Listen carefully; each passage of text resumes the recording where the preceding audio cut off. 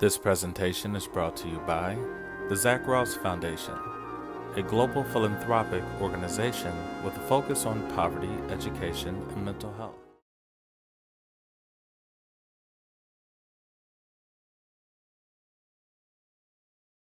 All right, we're going to continue with, by the way, we're going to have our exams next Friday. So exam 3 is next Friday. We'll go over everything Monday, Wednesday, a little bit. I'll send out the reviews. So yeah, we're almost there. We're almost home free.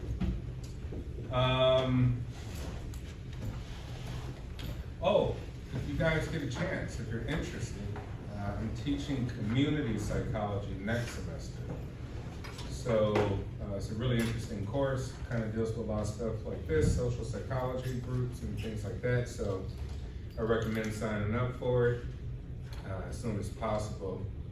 And it should be a fun class. So community psychology, get a chance to look it up, sign up for it as soon as possible. Bless you. All right, we're going to continue on with social psychology here and talk about some social and cultural influences. So question, do attractive people, more aesthetically, quote unquote, beautiful people, achieve more success in life?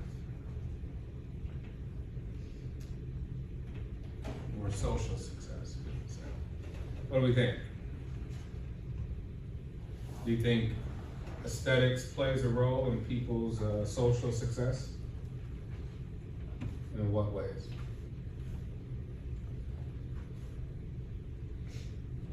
In what ways do how people look influences their overall success in comparison to others? Do attractive people get the job at a higher rate than unattractive people? Right? And this is all perceived, right? Beauty is an eye of the beholder, so this is just social perceptions of what beauty is, right? We'll get to that because we have a construct of what is beautiful, right? Based on our culture, right? You go other places, what's beautiful here might not be that beautiful. But here in the U.S., does physical aesthetics affect one's success or entry into some sort of social success? What do we think? What's the research show us?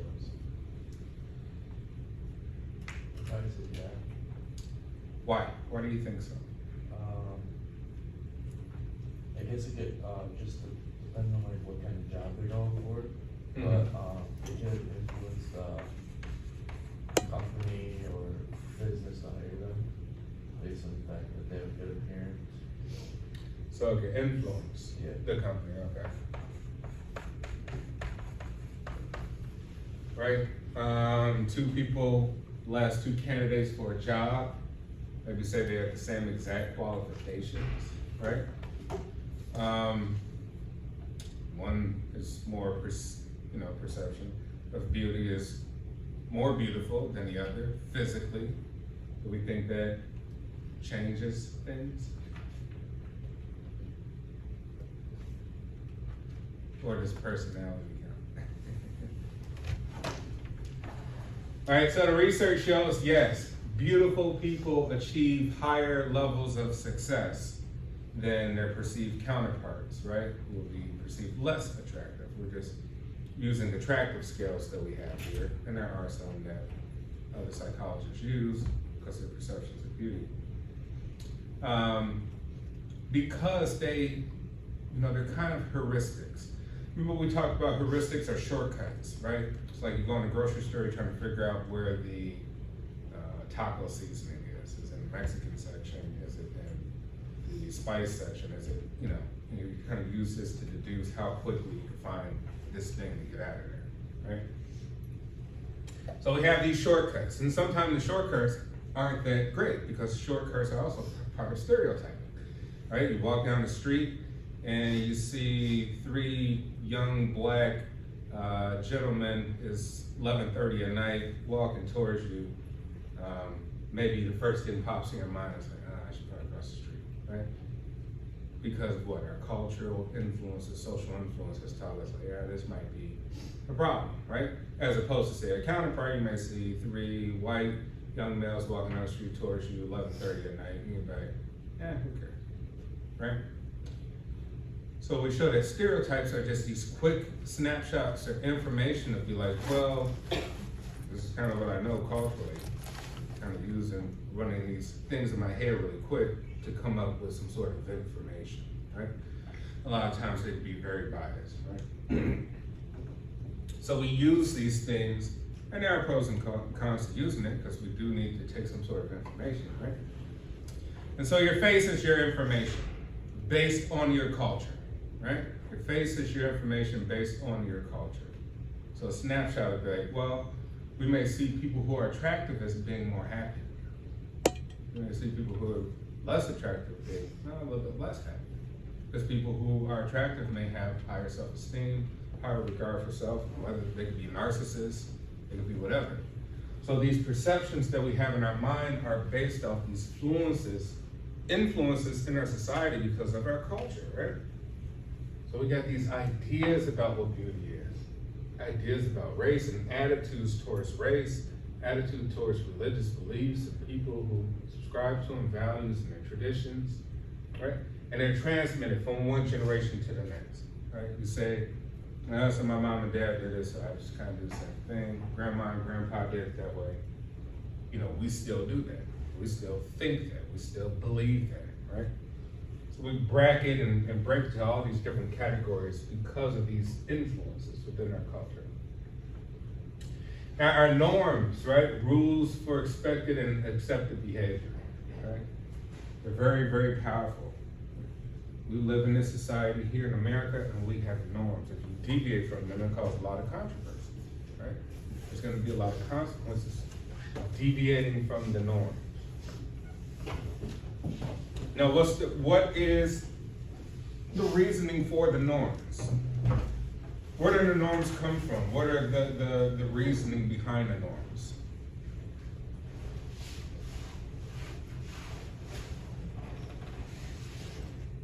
Right? Simple stuff, power. We want control, power. We want everybody to move out of chaos and towards some sense of order.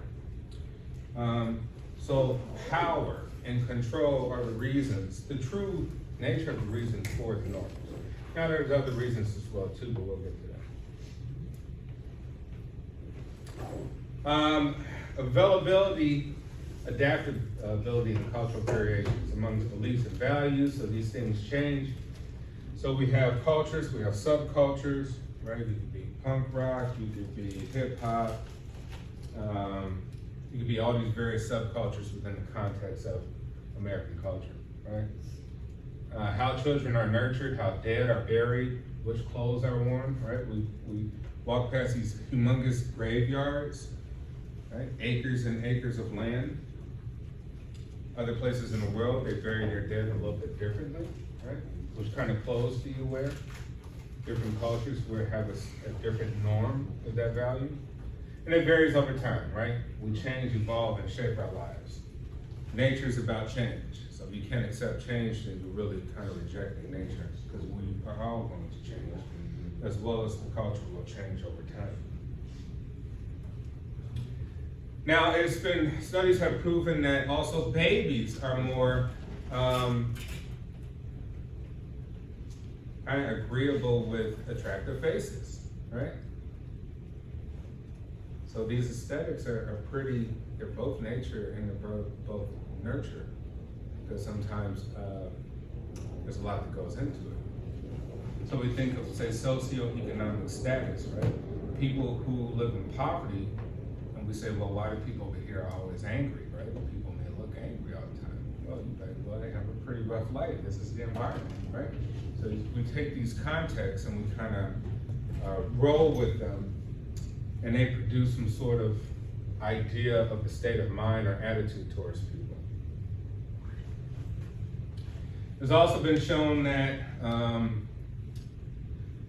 people in middle class actually are give less than people the more impoverished class.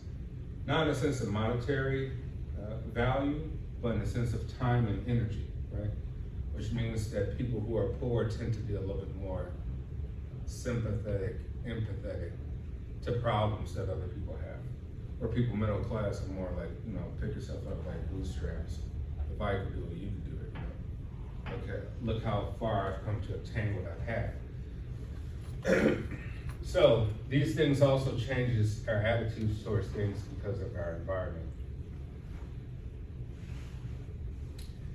Conformity, complying with social pressures. Do you guys feel that you're more conformist, or you tend to kind of reject a lot of things going on in our society right now? What do you think?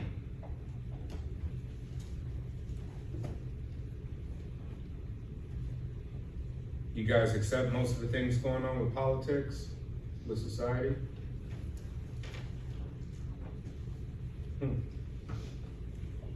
Right? Complying with social pressures.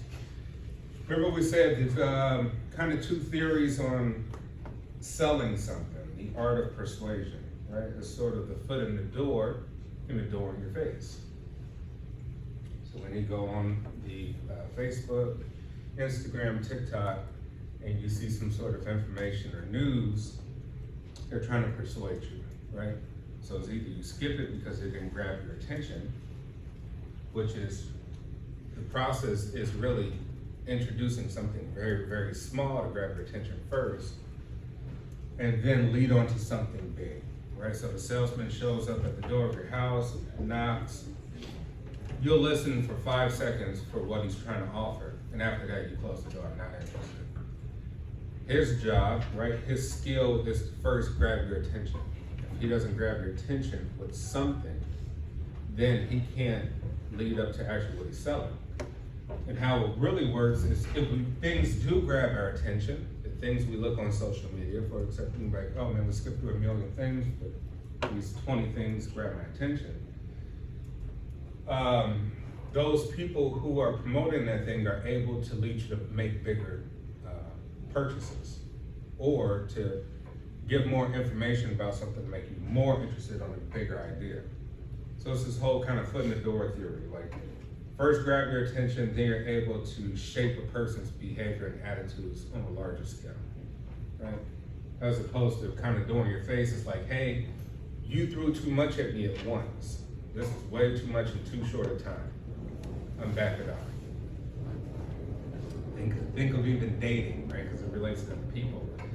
If someone comes on too hard, right, or pushes too much on you in too short of a time, you're gonna reject them, right? You're like, oh man, I'm uneasy. I kind of like you, but you did too much and too little, right? As opposed to someone just giving you a snippet of them or what they have to offer, it leaves for more intrigue about the person later on. So it tends to be more stable over time, right? You become more interested and you want to build up. So that's how kind of the social pressures work in our society. It's introducing little bits of information. Think of when you go on YouTube, right? What's the first thing that grabs your attention when you go on YouTube? What's going to actually make you click on something on YouTube? Just scrolling through. Or even Facebook or wherever. What's the first thing that grabs your attention? Yeah. I'm trying to think of the right word for it, but like the background of it. Clickbait, Yeah. right? Literally, like somebody put the coolest, like somebody put the most interesting title, right? Such and such, such and such. What? Click on it, right? Or they put like a ridiculous photo. You know what I mean? They put like a ridiculous photo. You're like, what the heck? Let me see what that is. They understand that. They understand like, hey, I may have some great news or great content. Even the major news corporations who do this on the internet. But we need a picture. We need a picture that's either comical, either ridiculous off the charts, or just like, wow, look at that, right? That's how it works. So even when you go on Instagram or whatever, and it's a travel thing, situation, in the background on the first picture they show us, like, oh my gosh, look at that. Let me click on that. And now you scroll through 100 other things because they didn't do the same thing, right? So we gravitate towards more of the obnoxious, the ridiculous, the over the top, right? We don't click on cop saves, a kitty cat in a tree. That's not interesting. We'll click on, 30 people shot in a mall, And so marketers and very, very intelligent people who do this for a living use this to, sort of persuade, right? It's that art of persuasion. Think of politics. Politics is more just a play on kind of expressing the trends, right? Politicians move with trends. They have people. I've worked on several campaigns, and it's like, well, what's trending now? You need to talk about these 5 things. Not like, what's your value, your core values? What do you actually believe in? Because none of that's probably true. It's more sort of still a sense of entertainment and moving with the trends. All right, types of conformity, right? Suggestibility, right? How do we get people to conform? Social contagion, chameleon effect, right? Mood contagion, natural mimicry, which means that, hey, I'm going on Instagram, there's all these people I follow, right? And on TikTok, all these people I follow, and I really want to be like them. I wish I could look sort of like these people. I wish I could have their car too. I like the way they dress, right? And these are the people I follow because they more represent of what I want to be, right? And they change my mood. They make me feel happy. I go on their channel, watch their content because they changed my mood, because I want to be like them, right? It's social contagion. There's want to be like a chameleon, right? We want to kind of move and change like they do. This also enables ability to empathize, right? Which means our interaction with people, if we find them to be more like us, we tend to empathize with them based on their experiences that they've gone through. Which is kind of even when you go on social media and you look up personal development, like a person that's trying to boost confidence, or someone who's gone through a similar illness, and like you type in someone going through something you went through. Well, you type in something about depression because I'm going through depression. I mean, see someone talking about similar things, right? These are all of these contagious social conformity things and links to mood. All right, so Ox conformity experiment. Which of the 3 comparison lines is equal to the standard lines? Right. I mean, you guys can clearly see it's more representative of this one. This is it, right? Which line is more like this line? This one? 2? Ooh.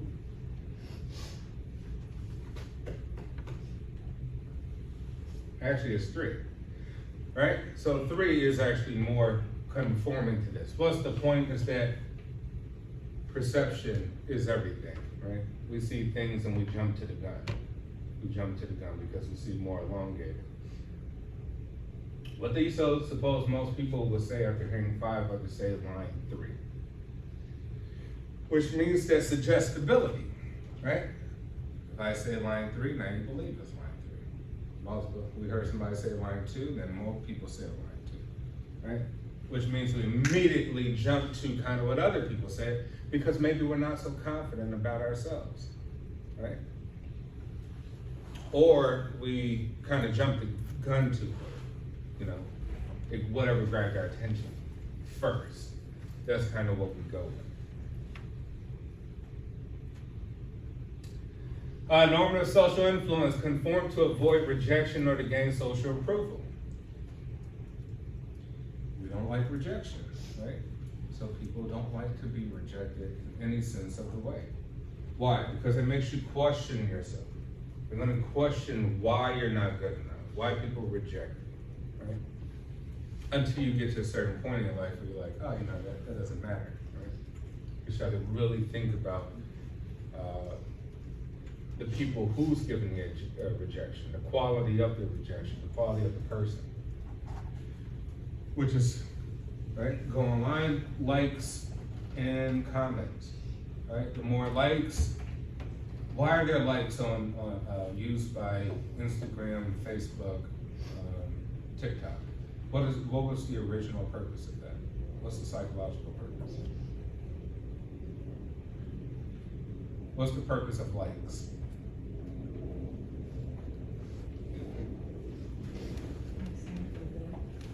Absolutely, right? Likes is about mood. It's about attitude. You put something in there, and now X amount of people approved it. So what does that say about you? Right? I'm wonderful. Let me tell people about the likes.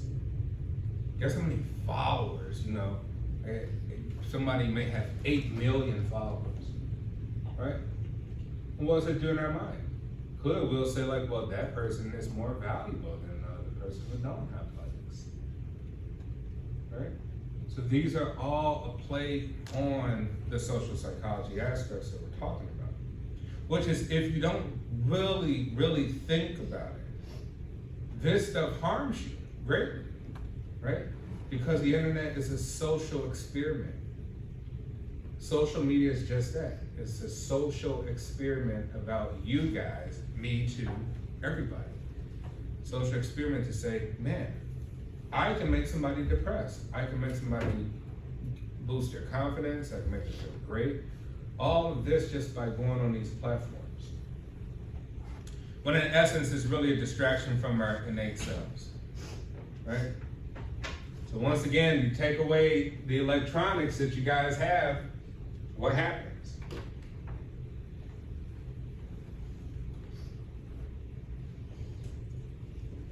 What happens is you become more attentive to yourself, your immediate environment. It's almost like a fasting, a diet. It's like we're very gluttonous to this garbage information and don't realize how much of a harm that it does to us and all the issues it causes in our brain, right? Because the brain can overload with trash information. It harms your memory, it harms your performance, it does a lot of harm because think of all the stuff you're taking in and just the amount of things you found to be valuable. So in order to find something valuable, you have to go through 80,000 posts in one day, right? That doesn't come without a mental cost. So there's a cost to all of it. Informational social influence, which is accepting others' opinions about reality. Accepting everybody's else opinions about what is true. Now, we may say hashtag facts, right? What's the point for hashtag facts? What's the reason behind that? Hashtag facts, hashtag woke. Right? These are things that catch on. What is the psychological implications to that? Yes? Are you being honest or that you're attentive to what's going on around you? True. But it's a tool to make you persuade the observer, right? Two people in exchange, right? You guys I'm the presenter here, you guys are the observer. Whether you take any of this stuff, as facts, things you can use in life, important, not important, that's up to you. Here, I'm trying to persuade, right? I'm using the art of persuasion over here. But it's trying to persuade people to say, just because I put this thing, you should believe me. It's like when you talk to people and they say, trust me. You're like, man, that was your strongest argument, was trust me? Tell me the stuff and I'll let you know if I trust you. But hashtag facts, hashtag woke, is to make people feel a way. It's either to try to reinforce something that you perceive to be true, right? Without the qualified information that would make it truthful, I would say.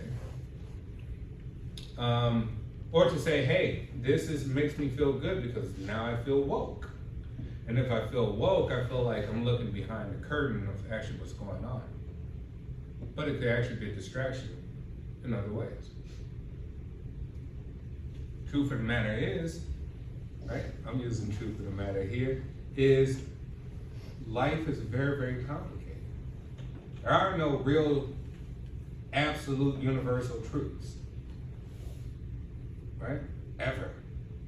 Very few. Very few. We learn more as we go, right? And your truth may be different from other people's truth. You know, that's like, hey, it's 1 + 1 = 2, right? At a certain point, we're like, yeah, of course it equals 2. And at a higher degree, you may say, well, what does the numbers represent? The point is, ask yourself more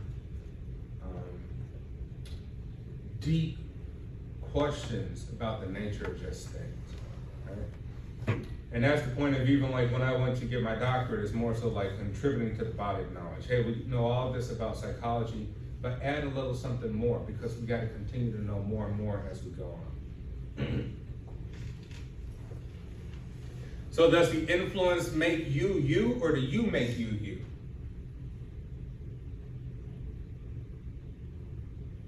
Do you dress the way that you dress because of others, or do you dress because that's what you like? Are you getting this degree because of other people, or are you getting a degree because that's what you actually want?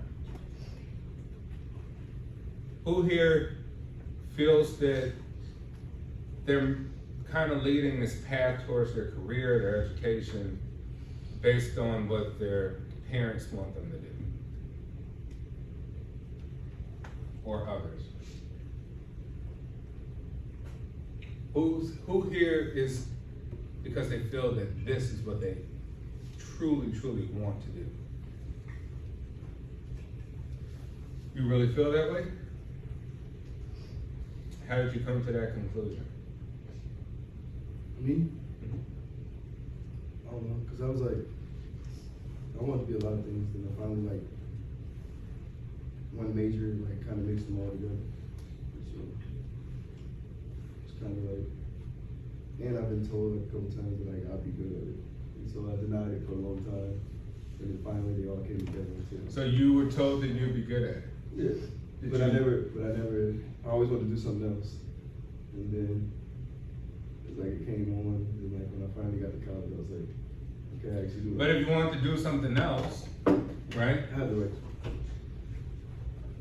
You being here, do you think is influenced by those people saying, hey, I think you should do this, you're really good at that, right? Others' perceptions of you, versus you just saying like, hey, you know, originally I want to do something else. No, I chose to. You chose it on there, based on that. Right, but this is something to think about. Like, hey, are we living the lives based on the influence of, are we trying to get to a goal based on somebody else's road for us? Does somebody else lead the road out for us to kind of follow? Or are we gonna say at some point, like, actually, you know what? I don't really feel as passionate as I thought I did about X, Y, Z. Not about school, but just anything in life. And I'm taking my own road, right? Conformity, is it good or bad? Is it good to conform or is it bad to conform for a society? Or for groups, period?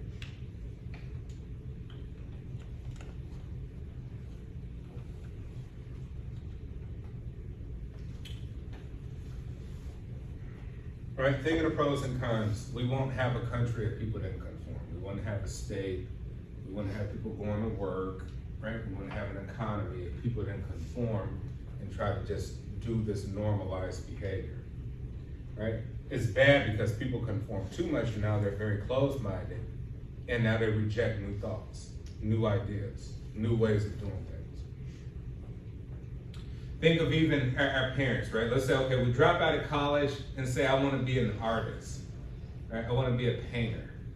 Like, mom and dad, I want to paint, or I want to be a musician or something, right? Many people, parents would So that's a stupid idea. You're not gonna make any money off of that. You're like, I don't care about the money, I don't care about what I wanna do, right? It may cause a rift in your family. Therefore, it's not allowing you to have new expressive ideas or being who you truly are innately. So therefore, it's like they want you to conform. They want you to be more so of what our society deems to be important. All right, conformity are made to feel incompetent and insecure. It's more likely when people are made to feel incompetent and insecure, right? We want to conform because we're not too certain about ourselves. We feel that we're not good enough. We're kind of insecure about the things that we think about, things that we do. Therefore, we got to follow other people's lead. How many people here want to be an entrepreneur to start their business in the future? What do you want to do? I want to do my own like clothing / shoe like business eventually down the road, and then I'm gonna get into real estate right now. So What led you to this? I just have a passion and knowledge about shoes, so like I would love to have like my own business where I could obviously do that. And real estate, I've always been like good with sales, and real estate's always kind of been on that table because I know like family members who do that. Yeah. So what I'm hearing is you like more control, right? You want more control over even your own fashion. You much rather design your own stuff and wear your own clothes, right? You much rather own your own property instead of rent. So think of this, when most people are on the flip side, most people are like, no, I'm just gonna go get a job, right? Because starting my own business, that seems way far out of my control. I don't have that type of power or resources. And there are others, small group of others, who are like, no, I'm gonna start a business so you can come here to work. All these people could come here to work, but you're not gonna have the idea to start it yourself and eventually escape, the system, escape kind of the rat race. And so therefore we feel some sort of incompetency or insecure about not having something and having the ability to gain the control to do these things, right? Or people are in a group with at least 3 people, especially a group in which everyone else agrees, right? That's when conformity is more likely when people happens to be. Admire the group status and attractiveness, right? We join and become members of all these things because we seem like, hey man, that's pretty cool, the group. I like the name, I like the people involved. You all seem very, very happy, right? Have not made a prior commitment to any other response. You'd be like, hey, why am I here? Because I don't have any other plan, Professor Oswald. I don't have another plan. So until I figure out another plan, I'm here, right? This is the plan. Know that others in the group will observe their behavior, right? Are you measuring yourself against people, right? This person has this car, this person is this attractive, this person has these clothes. Therefore, I feel less, right? I'm measuring myself. I want to be like them. Are from a culture that strongly encourages respect for social standards, which means that in some cultures, you don't go by the rules, you're ostracized, you're done. Everybody, Dad stopped talking to us years ago, Mom and Dad. Why? I left the religion. I don't want to be their religion anymore, right? I dated somebody who was a different ethnic background, right? That person's a total liberal, and we're very conservative. It wouldn't work, That person is too poor, right?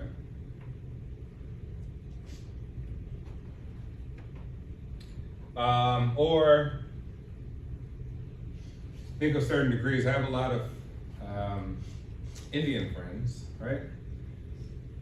And a lot of their parents try to promote them being doctors and lawyers, right? That's really, or professors, right? So basically, being a doctor, a lawyer, a professor, something like that. Something they regard as a high esteemed job. And when they fail to materialize, basically the parents cut them off. Like, if they stop going to school, the parents no longer support them, don't give them money, and really don't deal with them at all. Because really it's like, this is the road that we want you to go on. If you don't go by those standards, we no longer respect what you're doing. We no longer respect you if you're doing this. Because that's what's valued in that culture, right? Let's skip that. Conditions that influence obedience. Person giving orders was close at hand and perceived to be a legitimate authority figure, right? We think of police, we think of judges, we think of politicians, right? We listen to these people. We think of our parents. Authority figure was supported by powerful, prestigious institutions, right? We think of congressmen, senators, they're supported by our government, right? The J.B. Pritzkers of the world, Donald Trumps, those type of people. Or people who are part of some sort of, religious group that's very powerful or prestigious.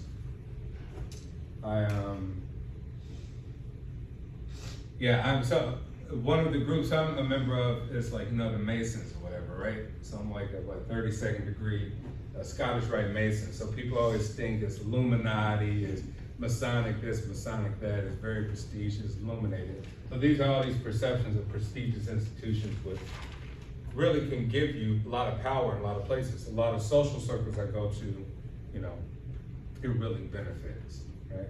Even though it just may be perceived. Which is like going to Harvard, right? You're like, hey, I graduated from Harvard, that's it, nothing else to talk about. Okay? Went to Yale, that's it, there's nothing else to talk about. Because the institutions give you power, perceived power. I don't mean you could be dumb as a box of rocks and graduate from Harvard, right? And I know a ton of people who graduate from Harvard, Yale, Stanford, MIT. You're not that intelligent, right? Because really, remember I was telling you, we're reading the same books. We really are reading the same books as what they're using at Harvard, same all type of information that they're getting. So it's really about the person, not the brain. Victim was depersonalized at a distance. We can skip that. No role models displayed defiance.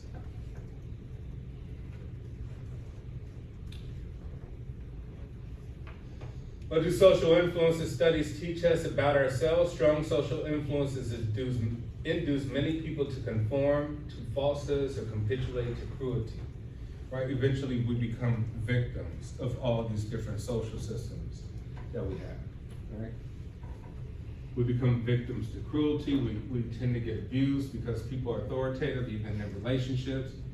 Right? If someone tries to exude to be an authority and you tend to accept it initially, eventually it gets worse. So it's almost like that foot in the door type of thing, right? If you let someone introduce some sort of cruelty or abuse to you mentally at the beginning, it's just gonna be an uphill battle from here on out, right? Great evils often grow out of compliance with lesser evils, right? You build off, once again, from the door, you build off with a small evil. Hey, do this, go rob this store. Think of like gangs, initiation rites. Hey, go do this, do that.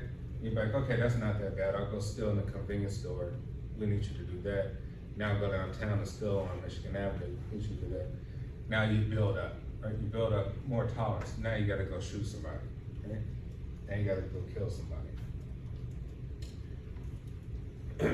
So compliance with lesser evils kind of happened with the Nazis, right? You get small propaganda, small acts of evils.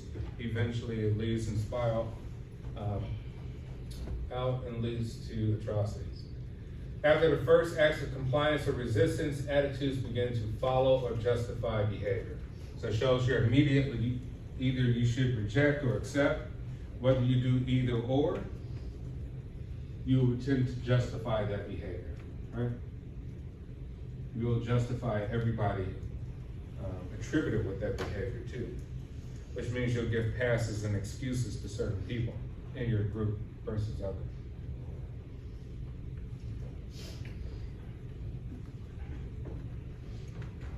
Minority influence is more likely when a position is held firmly, right? That's kind of in our politics. We're like, The only way change actually happens in politics is that people hold firm to a particular small idea and they keep promoting it, because they know human beings' attention spans are really short.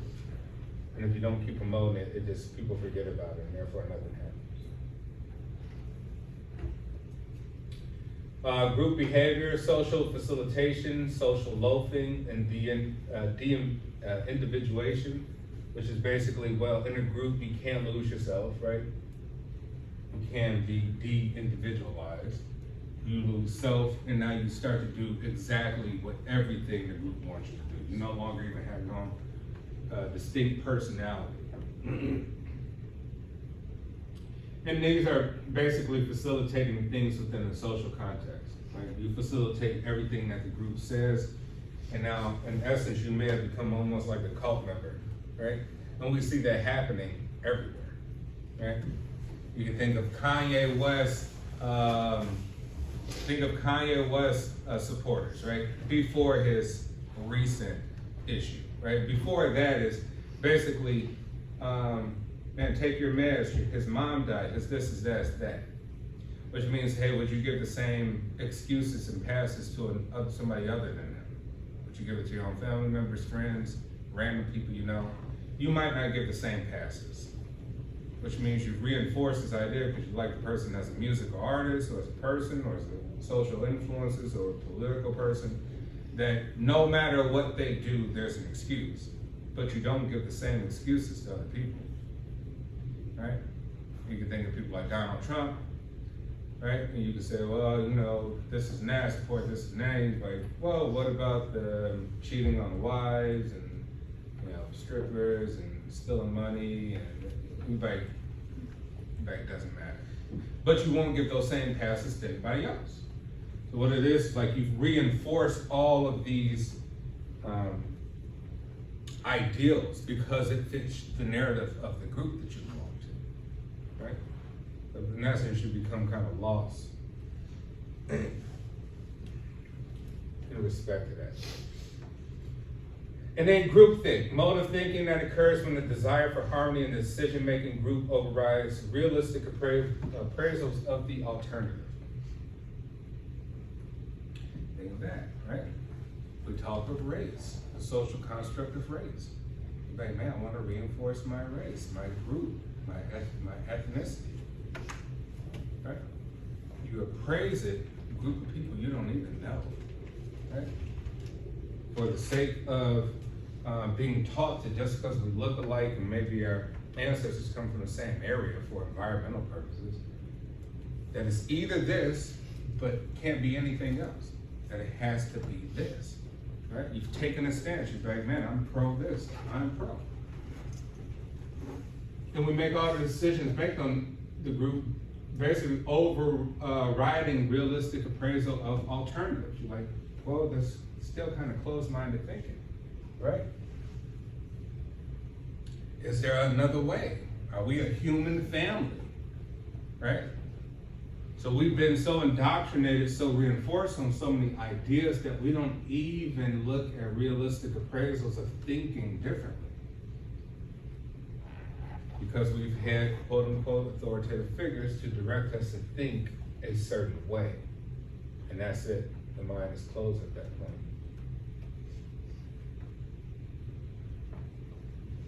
If a group is like-minded, discussion strength is prevailing options, which is part of the group thing. Talking over racial issues increase prejudice in the high prejudice group of high school students and decrease in the low prejudice group. Right? One of the findings they have that so there's a difference if you give someone a test and they have to identify their race versus just giving someone a test, right? So for me, we'll use me as an example, right? I gotta go take a test and they give me the option to check something, right? I'll check African American, right? The studies will show that I would perform less.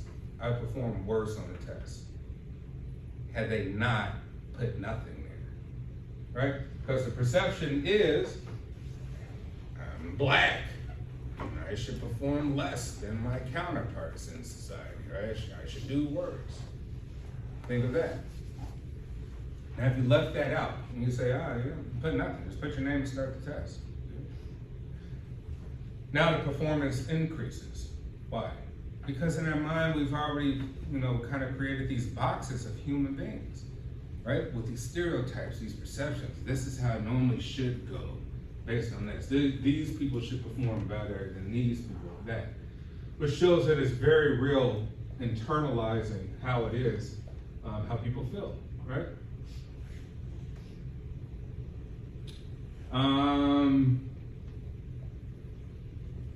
Internet connects like-minded people, right? We know that you're subscribing to people who think and want to be more like you, or people that you want to be more like. These connections can bring emotional healing, which are good. You may look to find people who are struggling with the same stuff you're struggling with, or trying to be as good as they are in the respective fields that you want to be in, like athletes. You may look up to people that now want to be as good as that guy. And those are positive things, right? Online sharing can also strengthen social movements. Yeah, we can make change if we connect with people, right? Enough people. Electronic communication and social networking can encourage people to isolate themselves from those with different opinions, right? Republican, Democrat. I don't want to hear anything that they're saying. That's what each group will say. I don't care, they're losers. I can't believe they're crazy. Those people are nuts. That's how we think about people at some point. On social media, we often share political content with like-minded others, right? You know how many friends and family members I know that stop talking to each other because of their political beliefs, right? Politics is the new religion, right? If you support this person, how could you? They stop talking to you. If you support, you're like, right, man, 20 years ago, people kept their politics to themselves. Like, what? Political party? Right, none of your business. Right? 20 years ago, people kept their money to themselves. How much you make, how much money you get? Now everybody wants to know and show it too, right? So yeah, these are things that are influenced by group polarization, right? Like-minded separation, conversation, group polarization. All right, I'll end it off there. Like I said, before you go, I'm gonna do 6 groups, 5 people apiece, and we're gonna select any public figure of your choosing, past or present, right? And we're gonna do some psychoanalysis on them based on all the material kind of learned thus far. And then so the last 2 weeks of our classes, I'll have 1 group per class present. And we'll go from there. And I'll upload that to Blackboard.